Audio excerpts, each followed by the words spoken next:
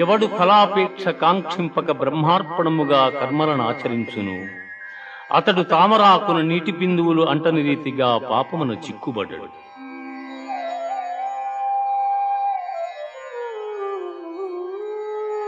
జ్ఞానేన తు తదజ్ఞానం ఏషాం నాసితమాత్మనః తేషామాదిత్యవజ్ఞానం ప్రకాశయతి తత్పరం.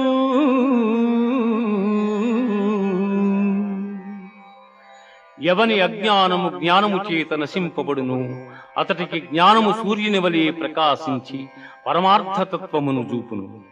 విద్యా వినయ సంపన్నే బ్రాహ్మణే గవిహస్తిని సునిచైవ స్వ్యపాకే చ పండితా